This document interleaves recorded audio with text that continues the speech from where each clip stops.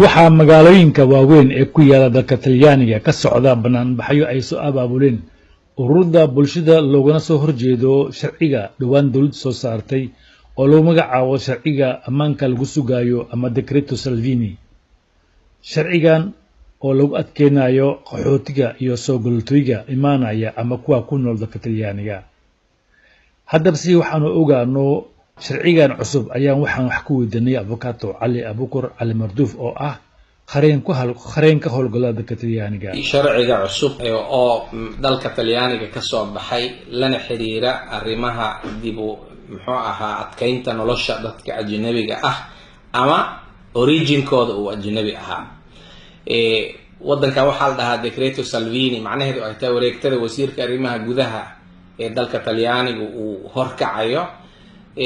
waxaan rabaa walaalaheena Soomaaliyeed meel kasta dunida joogaan ama baasaboorka Talyaaniga ha haystaano oo ama sujoorna ha haystaano inay ku tala galaan in waqtiga isbedelay. qofku hadduu dalka ka maqan yahay 12 bilood sujoornada uu haysta waa dhacaysa.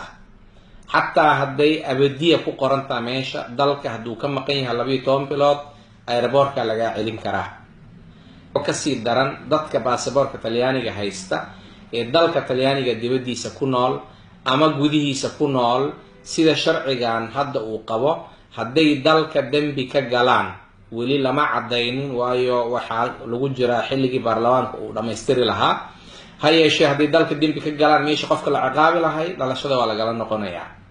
taas ayaa ah midda ugu adag oo nagu cusub oo dalalka reer galbeedka alaaba shuruucdoodu waxay qabaan qofku uu xaq u yeeshay dib loogalama noqon karo haddaysan dhicin inuu markii hore si khalada ku qaatay. sharcigan wuxuu wax ka bedelay qaabka dhalashada lagu siiyo dadka ajnabiga ah. taas waxaan la qabnaa ummadda guud ajnabiga dalkan ku nool.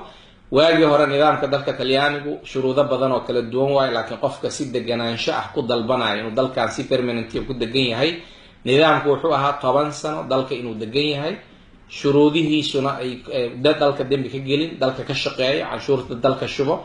ilaa heerkaas dhib kama jiro. waxaa ku soo kordhay muddo 4 sano ayuu sugayaa. wasaaradda arrimaha guduhu laguma khasbi karo inay soo jawaabto 4 sano wixii ka yar. macnaheedu waxay tahay 15 sano 16 sano in la sugo dhalashada. sharciga la dhahayo bini'aadanimada magaciisa qalaadna lagu yiraahdo humanitarianka sida hadda muuqata waa laga saaray. aalaana wuxuu ahaa sharciga dadka Soomaali intooda badan la sii jiray, laakiin magacu uu wato ahaa subsidiary waxa la dhaho isku filnaansho. isku filnaanshadaas intooda badan dadku waxay la aadi jireen Yurubtaas kale ama Faransiiska ama Jarmalka si ay nolol kale uga raadsadaan. taasna hadda waa la joojiyay. wixii aan la joojinna waxaa la adkeeyay oo waxaa loo ekeysiyay wax la joojiyay waayo shuruudaha lagu xirayo haddaadan ka bixi karin waxay la mid tahay iyadoo la joojiyay. shuruudaha maxaa ka mid ah?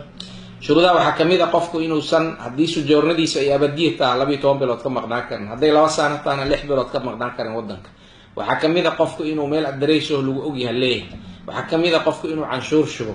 waxaa ka mid ah qofku inuusan dembi dalka ka gelin.